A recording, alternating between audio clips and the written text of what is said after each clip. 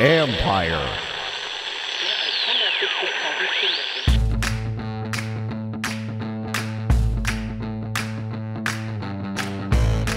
Hello and welcome to my podcast. Do me a favor, subscribe to the John Com Report. Wherever you get your podcast, you're watching on YouTube, hit that like button, hit that subscribe button. You can find us there as part of Empire Media. That's AMPIRE. Always much appreciated when you tune in. Don't forget, you can always read my work on ESPN.com. And programming note, Tuesday night, 7:30 live stream, Eastern time, of course, with the voice of the Commanders, Bram Weinstein and I, going over the game, the win over the Atlanta Falcons, looking a little bit ahead of the Giants and answering a lot of your questions or addressing some of your remaining concerns or even just whatever optimism you may feel after the Commanders beat the Atlanta Falcons to even their record at 3-3. Was it a beautiful win? No, but these rarely are in the NFL. And, you know, you look around the league, you look at the Eagles losing to the Jets, you look at the Bills struggling to beat the Giants. Weird stuff happens. So you get out of there with a W, you feel good. The thing you have to do, though, is string together good, consistent games. And that's something the Commanders still have to do. And that's why I know some of you are going to remain skeptical until you see that. And so will I, because I still think they can be in that, you know, certainly an 8 or 9 win team. But if you want to do better than that, which I think they need to do better than that, then you need to start stringing together good, consistently well-played games.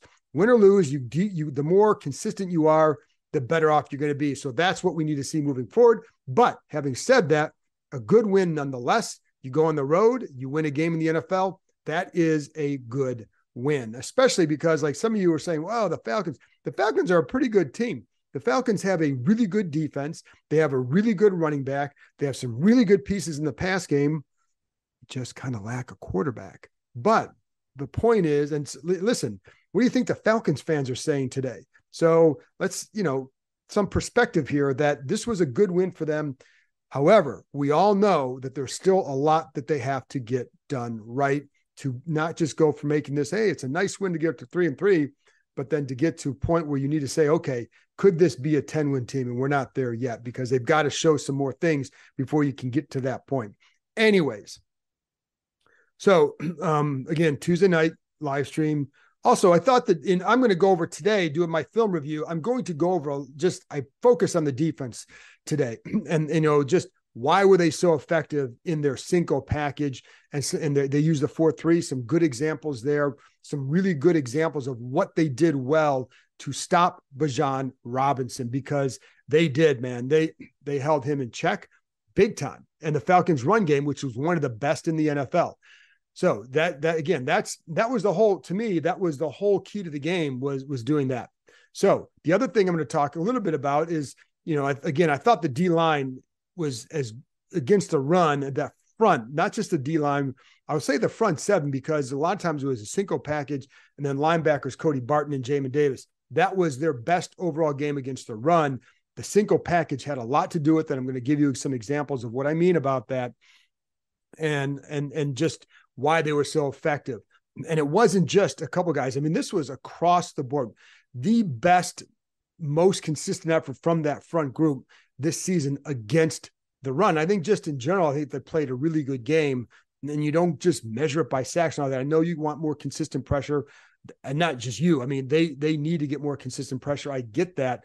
But I thought they did a really good job in the area that they needed to. The number one thing you had to do in this game is first of all, the D-line had to show up. They did.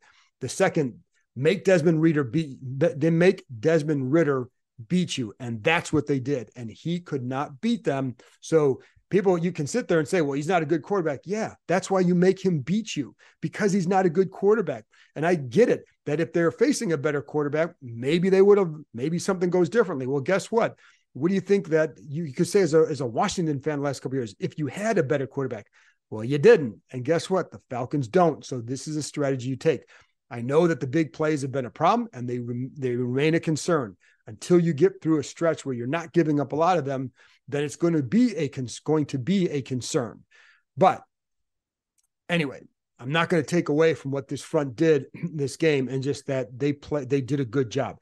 Chase Young has been very effective the last couple of weeks, especially in pass rush. Here's a stat I bet you didn't realize. Maybe you did, but over the last 2 weeks, according to our True Media, the ESPN stats and info, he has 16 pass rush wins. That's the most in the NFL over the last two games. So against Chicago and then against Atlanta, very active. And it's funny because he had one pressure where this happened a few times where you say, why not sacks? Well, one time he had a pressure, good quick pressure, one really fast around the edge, 2.30 seconds for Desmond Ridder to get rid of the ball. And I don't remember what happened, but it was a good pressure. Another time, and I just thought of this, James Smith-Williams had one where they had a nice stunt to the middle. He's got a clean look at Ridder. 1.6 seconds, the ball is out. So that's why when you look and say, why didn't they get more sacks? Well, that's part of the reason. So here's a couple things for you with Desmond Ridder from Sunday to kind of illustrate some of that. And some of this could be just, listen, the coverage was not always great. So it allows you to get rid of the ball faster, right? We know that too. So the coverage holds up, then you get that extra. If it's not 2.3, if it's 2.80, then Chase Young is sacking you, right? If it's 2.0, James Smith-Williams is probably sacking you. So that's the difference when the coverage matches up to what they're doing or gives them a little bit more time. But those were really quick throws. Ridder threw the ball. His average time before throwing on Sunday was 2.54 seconds. Only 8 quarterbacks threw quicker in this past week. He was off target on 27.3% of his throws. Not good. He had the second most play action pass attempts in the league on Sunday. So just that illustrated how they wanted to attack, especially when you're using that Cinco package you're focusing on stopping the run. Well, the number one thing you want to do is play action. So that was very smart. Third most attempts with 6 blockers or more in the game and on Sunday compared to every other quarterback. Second most pass attempts with 7 blockers or more, and that was 8. But it was second most in the league. Just showed you again how they were trying to combat that defensive front, and a lot of times it worked because they did keep them largely clean. But I think there were times where that pressure definitely hurried him into some throws that he did not want to make or threw them a little bit quicker. That resulted in there was pressure on the first Kendall Fuller interception. I think it was Chase Young. There were 5 guys converging. Maybe it was Barton. One of those guys was kind of getting in his face, and it leads to a quicker throw. Ridder needed a little bit more to feel comfortable in the pocket. And when you make somebody feel a little bit uncomfortable, that's what happens. So the ball's inside, Fuller drives on it. Really nice play. On the Benjamin St. Juste interception, that's the same thing. He's under duress. He's thrown off his back foot. And that's what happens. You end up throwing a pick because you're getting pressure. It may not result in fact, one of my bold prediction was that Chase Young would have, I think, 1 or 2 sacks, but one pressure that would lead to a game-changing type play. He didn't necessarily have that, but the D-line, their pressure did lead to some of that, even if it was just getting him to throw off his back foot. And yes, taking advantage of a quarterback who is not very good. And maybe down the road he will be. Maybe he'll just be a really good backup. But that's what you do against those kind of quarterbacks. Would you rather lose to them? No, of course not. So the way you do that is you put them in, you make them beat you. And at times he was looking pretty good against them, but at times they caused him to make some mistakes. And that's what you need to do. They need to be more consistent on the rush. And I've already said that. And sometimes here's the thing that kind of gets me sometimes, because again, the Cinco package, and I'm going to explain this in a few minutes about why this was effective, but the D line has been criticized, and it would just certainly, we've all talked about it, right? And, you hear internally, well, they got to do their job. They got to do their jobs. Well, here's the other thing. We've been kind of hearing that for 4 years. So at some point, if they're not doing their jobs, why not? Is it them, or is it how is it what else? Is it the way the coaching is? Is it the way the scheme is? What is it that's not working? Because 4 years in, it shouldn't be that hard to get them to do that, right? To do their job. So there's some sort of disconnect there that if it's not working for them consistently, why not? So now I will say when they do it, they can be really good with it too. So I understand why they want them to do it, especially with this group, because you have guys that can penetrate really well. But when you don't, or when a situation gets tense, a lot of times you kind of revert back to what you feel you do well, what you're comfortable with. I think that also happens here, that with this defensive line, because they all have had a great deal of success doing things a different way at times. And so you sometimes go back to that when there's pressure, et cetera. But Sunday was a really good day for them, and they deserve a lot of credit, especially for how they stopped the run. And I thought, like I said, at times I felt like they were very effective rushing the passer. They held Bijan Robinson. It was 13 carries, 37 yards. Atlanta had 2 carries. Here's a stat: 2 carries of 10 plus yards, right? So one was by Desmond Ridder. They entered the game averaging 4 such runs. So their longest run by a running back was 11 yards. And that was later in the game too, after the defense had been on the field forever. And that's one thing that you got to point out here. Yes, they needed to get off the field better, but I think the Falcons were around 40% on third down, something like that. I don't have the stats in front of me, but here's what I know is Washington's offense did squadoosh in the second half, outside of getting set up for a touchdown by the interception. 5 plays, 15 yards, 4 plays, 21 yards, 3 plays, -6 yards. You want to know why the defense is on the field so long? Because the offense didn't do a damn thing to help them in the second half outside of the touchdown. So they needed to be like, if you want to help the defense, and, limit what the Falcons are doing. I mean, obviously Washington has to stop them, get them off the field.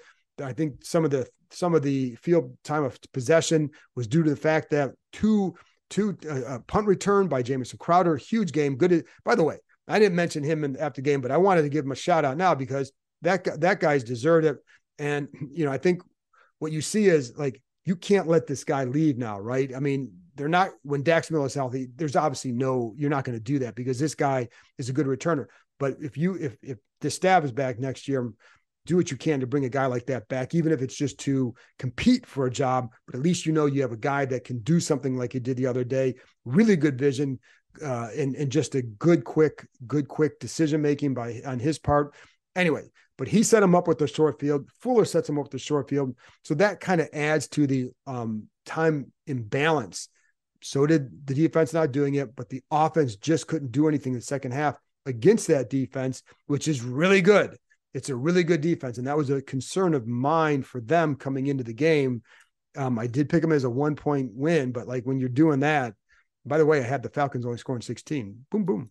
But but I really, really like that defense a lot. I think they're doing a good job building something in Atlanta. They just need a quarterback, and they'll be really good. Instacart helps you get beer and wine delivered in as fast as an hour. So, whether you need to fill the cooler for tailgate season or fill your glass for Pinot by the Fire season, you can save time by getting fall sips delivered in just a few clicks. Visit instacart.com or download the app to get free delivery on your first 3 orders. Offer valid for a limited time. Minimum order $10. Additional terms apply. Must be 21 or over for alcohol delivery where available. Instacart. Add life to cart. This episode is brought to you by Columbia Sportswear. It's snowing again, and that wind chill is killer. But you're not worried about that because you shop the Omni Heat Infinity Collection.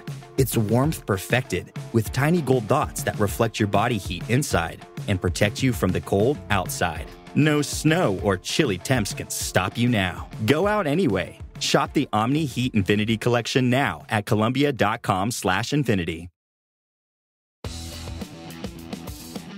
Let's go to the D-line now and just looking at the Cinco package and why it helped. Well, first of all, it simplifies the gap assignments. And so it allows the line to play a little bit faster. It allows the linebackers to be more decisive where they're going because they know where they've got to get to and the D-line knows where it's got to get to. And so you consistently saw the gaps filled. Now, you can't use this Cinco package every week. They use it a lot on Sunday. But sometimes it's just very game specific scheme or, very game specific. So for example, they play the Giants this week. Last year in the second game against the Giants, they used a 5 D-line package combined 10 times. So this game, it was a lot more than that.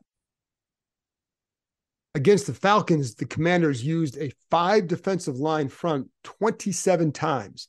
The Falcons gained 74 yards against that look. So clearly very effective. And so let's go over a little bit as to why it was so effective. And we'll start with, it allowed them, again, to be more gap sound. And there are a lot of examples where they're getting one-on-one blocking. And the good thing with this group, they're really talented. So when you get that one-on-one blocking, somebody's going to win, most likely play side. And there's backside guys coming down where they're able to win their gap. But it was allowing, like, Cody Barton had his best game against the run. And, he's actually progressed in that area, but it was his best game against run because I think he could just be more decisive. He's not having to play off a guy, which sometimes when they're in their regular base or when they're regular defense, he's having to play off a guy sometimes, and he starts thinking too much. And then if you think, okay, I need to be here, and then the guy in front of you does something you don't expect, now you have to be here.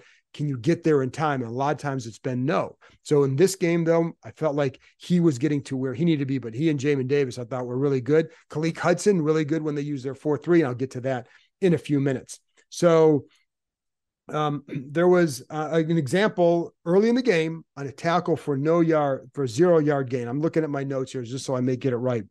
And this is Daron Payne, but this is what happens when you get a one-on-one, and it shows the talent. So if you're watching on YouTube, I'm going to give you some clips of this, but just visualize. So if you're not watching, just visualize this. So at the line, he just basically takes the right guard and tosses him by pads basically to the ground. Well, the fullback is coming around through the hole he's coming there to hit Daron Payne. Payne, basically, it's almost like a dad walking through the door and your 8-year-olds are bouncing off you. Just takes on the fullback, right arm chucks him off, and the fullback gets knocked off, and then the dude makes the tackle. So it was an impressive play, and I think that's one where, like I said, it was just really impressive. So, and that happened a few times where you see those one-on-one individual efforts that really paid off for them. But that's one where when you get that one-on-one blocking, this is what happens. And again, you can't use it every game, but man, it was effective in this one because you knew that the Atlanta was going to use a lot of heavy run packages, 2 tight ends. They were at times using an offensive lineman to line up as a tight end in a tight end position, even like on the move, right? Or using a fullback. So that allowed them to use this, but it was absolutely the right strategy. Again, make Desmond Ridder beat you. And guess what? He could not. So late in the game, there was another time, and this is another guy, like, it wasn't just the starters. It was James Smith-Williams. Casey Toohill had a really good game. And it's funny because now people are like, oh, I didn't know he was such a good athlete. That's what he's been. I mean, he's been a good athlete. There are just some times where you didn't see it. Maybe you didn't see it as much. Maybe you just discounted it. But I've talked about in here, the reason they have liked him is because they feel he's a good athlete. And they feel like in that Cinco package, where at times it's a 3-4 defense. So at times those ends have to drop into coverage unless you're going to always rush 5. So there were times where in the past where he would drop into coverage and play that. And then there are also times where Chase Young might drop into coverage and people are, why do you do that? Listen, a lot of these defensive ends will drop into coverage. You see that. And with most teams are going to do that, some sort of package, because if you have those guys and you want to do an overload, somebody's got to drop. Sometimes it's the defensive end. That's why you do it. It's an overload. It's designed to create chaos on the other side, but you do that. And then you drop the end. So anyways, Toohill can do that, but he also showed he had good change of direction against some of those boot actions, etc. But John Ridgeway, also a big thing. And I asked Ron Rivera about this on Monday, about what he really likes about that Cinco package. And I know, again, the gap assignment stuff is a big deal. But the other thing is you need a big dude in the middle who can play, and that's John Ridgeway.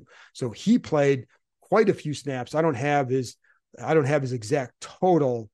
It was around 30 defensive snaps, and that's a lot for him. But because, again, you're in that Cinco package so much, and then he was at tackle a few times too. Late in the game, there's one time where, again, I'm putting up a clip here of this because I think it's really impressive for what he did. and just the way he controlled the center and just drove the center to his right.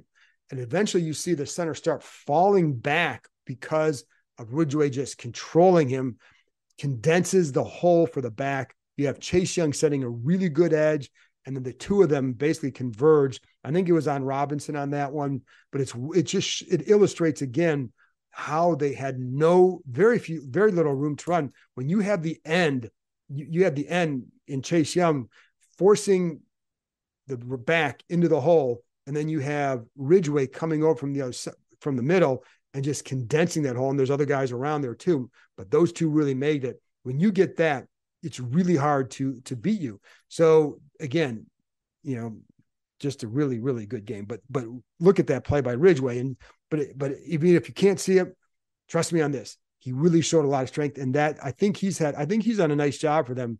But he's a big dude who can play the middle, and that's what they needed from him. And he's providing it. And it's funny because he had some shoulder issues in the offseason.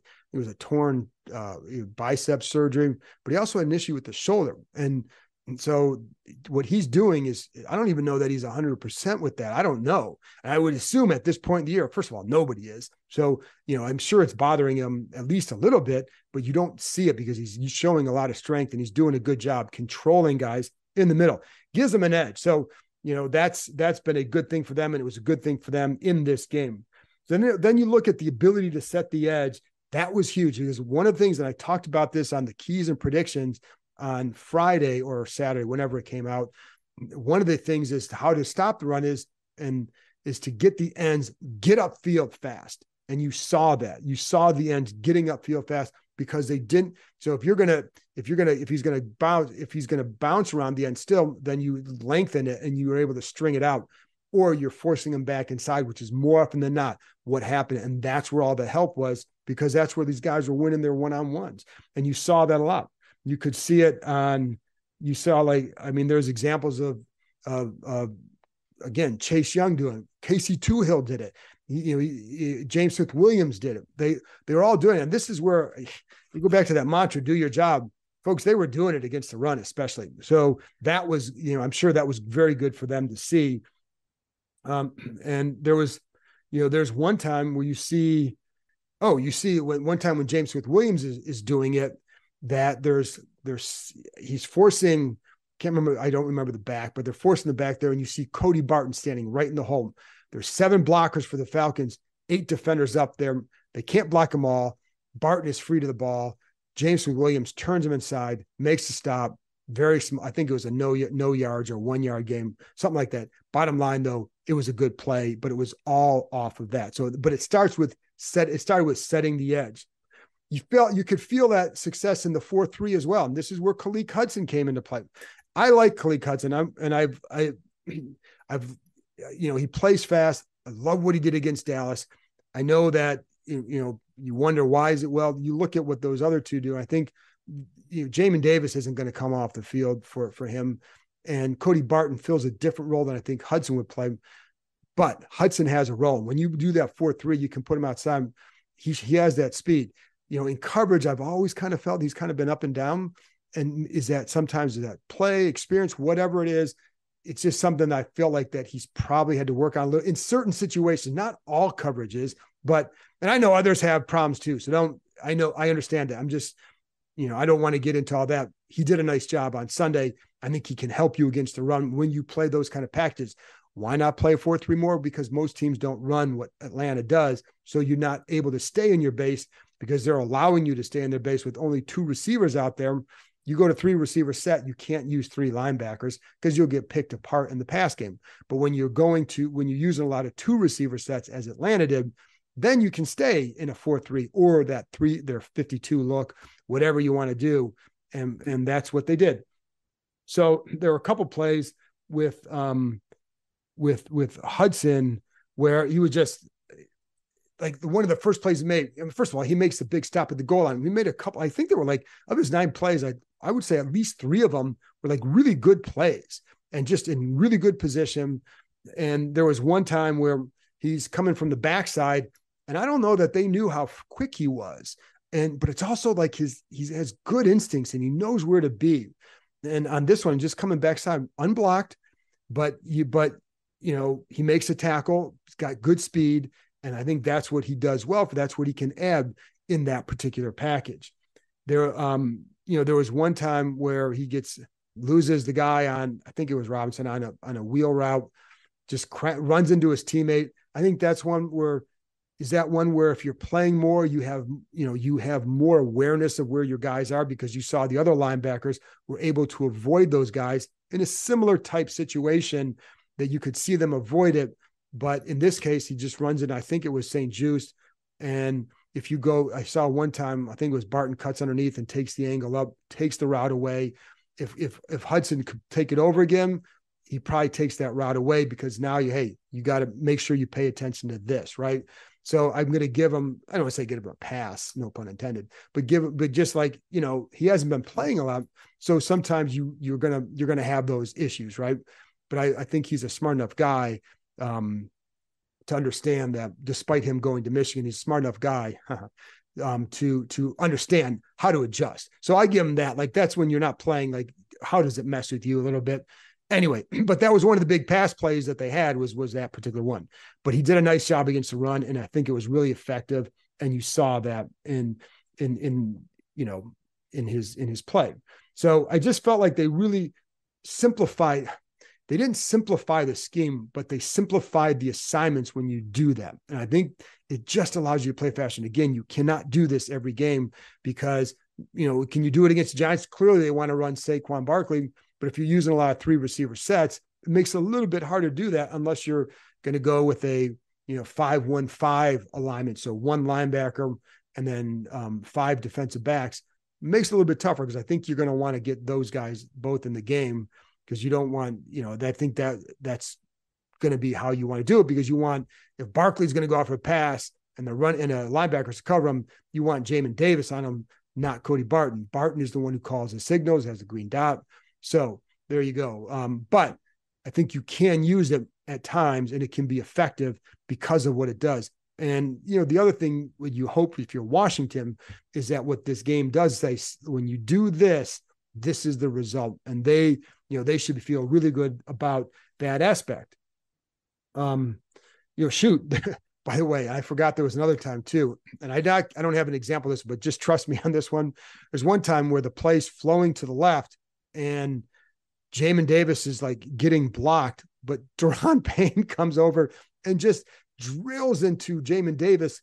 Basically, it's like a hockey assist. He blocks into Jamin's back, and it's almost like he pops him back into place, and Jamin just wraps him up for a tackle for like a 2-yard gain.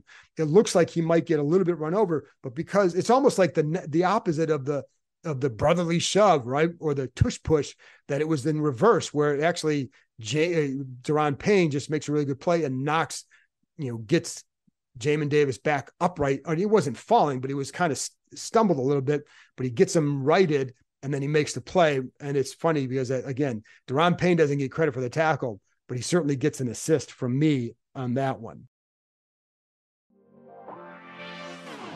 This fall, stream your favorites and discover more with Disney Plus, Hulu, and ESPN Plus together. Watch the highly anticipated new season of Loki and see the ghosts materialize in Haunted Mansion on Disney Plus. Catch more frights with The Boogeyman and American Horror Story Delicate on Hulu. And on ESPN Plus, get into the action with college football and NFL. All of these and more streaming now. Get the Disney Bundle with plans starting at $9.99 a month. Plans with ESPN Plus starting at $14.99 a month. Terms apply. See DisneyBundle.com for details.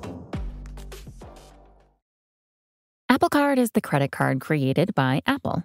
You earn 3% daily cash back up front when you use it to buy a new iPhone 15, AirPods, or any products at Apple. And you can automatically grow your daily cash at 4.15% annual percentage yield when you open a high-yield savings account. Apply for Apple Card in the Wallet app on iPhone. Apple Card subject to credit approval. Savings is available to Apple Card owners subject to eligibility. Savings accounts by Goldman Sachs Bank USA, member FDIC. Terms apply. Clearly some coverage issues, because that was a big part of this game too. And that's the part that obviously concerns everybody moving forward, because it's been there all season. You know, and it's really, it's got to be frustrating for them, because a lot of times you see them like, well, this isn't a talent thing. This isn't a guy just, oh, this guy's getting beat every time he's out there. It's not about that. And that's got to be the frustrating thing. But, you know, at a certain point, it just can't just always blame the players. You know, something has to get through. And sometimes it could be a technique. It could be just how you play something, and are you learning from it? And yes, you know, you said like, okay, if they face a better quarterback, well, you know, yeah, I think we can, you know, you can say that about a lot of games. They have, in the next couple of weeks, you have Jalen Hurts in 2 weeks. This week is either Tyrod Taylor or Daniel Jones. And then 3 weeks, it's Mac Jones. So you're not going to face these great guys, but as we've seen with Daniel Jones, we know what he does against this team. So, you know, you have to be careful. You've got to clean that up. It's a little mistakes. And this is where Ron Rivera has been harping on. You know, it's funny because even after a game like Sunday, like, yeah, it's a good, like I said, any win in the NFL is a good win. You win on the road, that's a good win. But he also was harping on the details. Like, you could see him still be a little bit upset with the details have to improve. And he reiterated that again on Monday. And you see that in the coverage. So, you know, there were a couple times with like Percy Butler. Now, he is a young guy. I get it. And that's part of that youth stuff. And so you have things to learn. And sometimes there was one play on the one where it was a throwback play. He looks like he's a little bit confused where he needs to be. Kind of starts here, goes here, ends up over there, a little bit late. Fortunately for him, it was a drop pass or a bad pass. Whatever it was incomplete. Now, the Falcons still scored in that drive. So that play, even if they had hit it, they end up still scoring anyways. But, you know, there was some confusion on his part. And then another time there was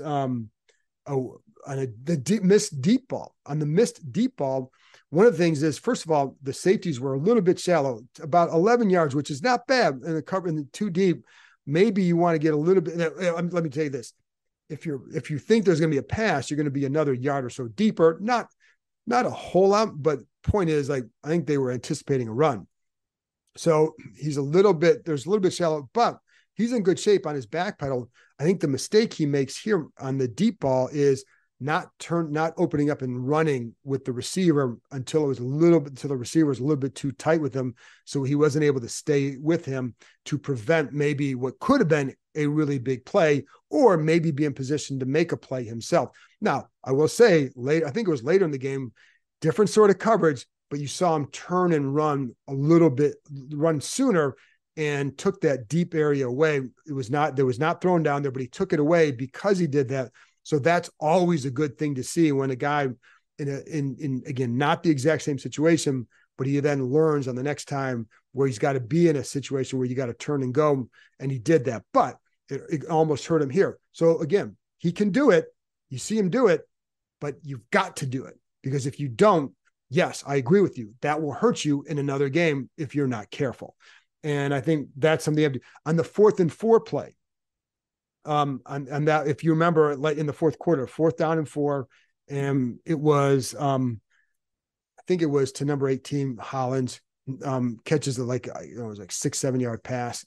Well, on that play, I don't know who exactly is at fault. Okay. So it's hard to say, but what I know is Cody Barton's blitzing on one side. Jamin Davis doesn't hesitate and is basically the pressure forces Ritter to get to his right.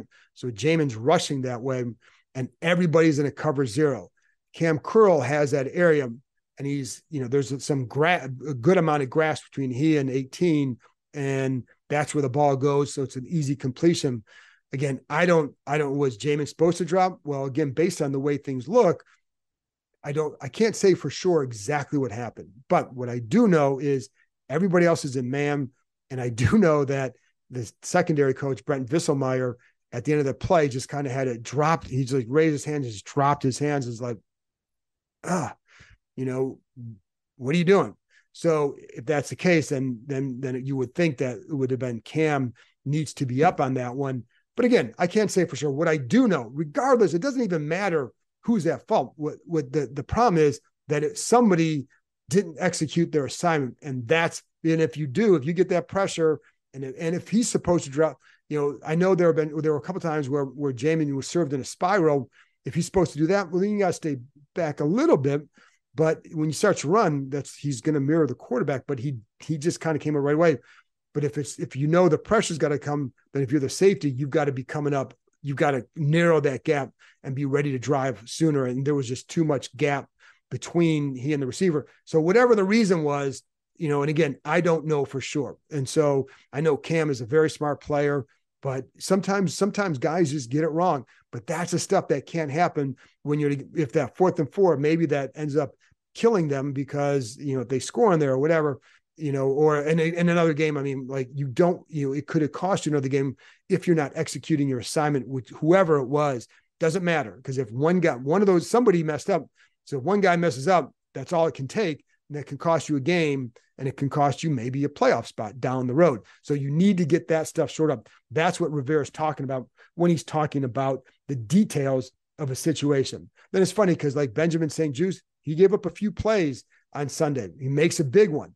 And again, when you talk about Desmond Ridder, he was under duress on that play. So give the front and the pressure credit. Yes, you can pick apart Ridder and say he stinks, but the pressure also forced him into making a bad throw and maybe a little bit hurried. He was thrown off his back foot. Not a good look for him, but it played out well. But there was another time where he drops in a really good throw to Drake London down the right side. And, I think that was the one where there was an offsides penalty, and whether or not, and I think there was maybe some question about whether or not he caught the ball. I don't know. I never saw the replay on it. What I do know is that St-Juste was in really good coverage. I also know there was one point where he slightly hesitates. And was that enough to get him? Was that enough to allow London to win? I don't know, because he was in good position still, and London makes a really good catch. And by the way, Drake London's pretty good. And there were a lot of times with the Falcons where I like how Arthur Smith designed some of these plays and puts it, you have Kyle Pitts and Drake London, and there's going to be a lot of eyes on Pitts. So they took advantage a couple of times of guys just focusing a little bit more on Pitts and hitting London in an open spot because a lane was created, because there's a little bit more attention paid over here. And the other thing with London, this is what I know. If he had been there at 11 in 2022, they're not trading out of that pick. Drake London's here if he had last. Now, a number of teams told me he's not going to last to 11. He didn't. But had he, this is how much they liked him. That would have been the guy they would have drafted at 11. They're not going to trade him. They're going to take him. So, that was something else. And also it's funny because even, St-Juste gave up a touchdown to Pitts. That's where his versatility can match up against a guy like that. It wasn't like he was beaten horribly. It looked like he stumbled a little bit at the top of his route. And I don't know if he got his feet caught a little bit with either Pitts or Danny Johnson, who was dropping back. Don't know, but it was Pitts is really good. And I think, the other guy was just better on that. Right. So, but I do think, like in a lot of these cases, there are things that they can shore up. The question is, will they? Because if we know what it was going to happen if they don't, they can't continue to keep playing this kind of coverage and then expect to win and to contend for a playoff spot, because it's just going to make it too hard. So they've got to start eliminating them. And it really starts with, this is what, again, Rivera said, details. When do you turn and go? When do you do this? What's the assignment? Execute the assignment. Listen to the huddle to hear the assignment, to then execute it. So all those are little details, and those plays add up, man. You get a couple of those, that's a difference in this league. It really is. Even it's funny because even in a blowout game, you can go back in a lot of blowout games and say, like, here are 3 or 4 plays early in this game that swung it this way, and then it just gets out of hand. You make those 3 or 4 plays early or throughout the game, and it could be just different. And because that's how small the difference is in a lot of these games. So when you're not executing on the details, which they haven't been, I went over some of the stuff, the big plays allowed after the Bears game, and just how many of them were just based off of sloppy technique. Just usually it was technique. It was where are your eyes? Why are you shaded this way? Why are you looking this way? Things like that have got to stop, because if they don't, then it's just going to be an inconsistent up-down to the finish line. So if they, and if they want better, then they've got to execute better in that area. And there were some times where that play action pass, I thought the Falcons with that play action pass did a good job because it caused hesitation. And you saw that sometimes with Barton, sometimes with others, sometimes it would prevent them from getting the necessary depth on a route. Sometimes you might see Barton might lose sight of where he needs to be. And you turn your back to the quarterback, you scramble, and now you're out of position. That happens too. And that's something that they've got to work on. Because again, that stuff all adds up. At the goal line, they lost sight of the tight end, Jonnu Smith. Someone's got to be outside. And that's again, blown assignment. It wasn't talent. It was just a blown assignment. Then it's funny because there's other times I brought up Cam Curl earlier. He had one time where he defends, I think it was Drake London. Excellent leverage, has plays inside leverage. And then London tries to come across this one where Cam knocks it away. Just a really good job in coverage against a good receiver. That's where some of this versatility of the defensive backfield comes in. If they could have executed better, because you had St. Juste able to cover Kyle Pitts at times, or at least they put him on, so they would kind of mix and match a little bit. And then you had, and this is one of the last ones I'm going to talk about, but Danny Johnson and what he's done, playing for Emmanuel Forbes. And I don't know when Forbes is going to go back in. I had a strong sense that Danny Johnson was going to play based on things you heard earlier in the week and based on how they were thinking about Forbes. He's got to play better. We'll get, there's more for that later. But what Danny Johnson does is he, not a perfect corner, but I'll tell you what, man, I'm going to put this play up now. If you're watching on YouTube, if not, again, one time he's got inside the play where he knocks the ball away on fourth down. Just a beautiful job of executing. And just a veteran guy who knows how to execute. And that's what he did. Not the biggest guy, and that's where, that's always going to hurt him in that situation, but he's playing against a bigger guy, but he has inside leverage. He's very patient. He maintains inside leverage. So when Pitts comes in front of him, when he tries to cut across, he's on his inside hip, knocks the ball away. There you go. That's how it's done. So that was a good thing for them to see and for him to see. And it's funny because after the game, he's sitting there talking he's being interviewed next to Emmanuel Forbes. Forbes certainly was not pouting, was not hanging his head, engaging with his teammates, which is a good sign. Then you have Danny Johnson sitting there talking about, hey, Emmanuel's going to be back out there. He's going to learn, he's going to do this. Being a very supportive teammate after you get a big chance to go show what you can do and you make a couple plays because of it. So I think that says a lot about him. And so there you go. By the way, last thing I'll say, there was one time, did you know on the last drive, there was one time where there were 10 men on the field. F.A. Obata comes running on late. And it was actually, I think it was an 18-yard gain to the left side. I'm looking at the rush. I'm like, why are they only rushing two guys? And then you see 97 running the field late. I don't know if he was supposed to be out there, but he's the one running onto the field as the ball is being snapped. He's running onto the field. And, so there's an 18-yard gain the other side. Did not cost him. But in the end, but again, that's a detail of the job, regardless of who's at fault. So defense did a really good job in some areas the other day. And still shows that they have some areas they have to get fixed and be much more consistent at if they want to progress and build off this game. You have a chance to gain momentum in New York and, for the defense, and then see what they do against Philly. So anyway, that's it from me. I went a little bit longer. I apologize. I hope you get something out of this. I enjoy doing it. As always, the disclaimer, I can't use video. So if you ask me about it, that's the answer. Not allowed to. But I try to provide as much insight as I can based on what I'm watching, based on people I talk to, et cetera, et cetera, et cetera. So again, Tuesday night, 7:30 Eastern time with Bram Weinstein, the voice of the Commanders. So I'll talk to you next time.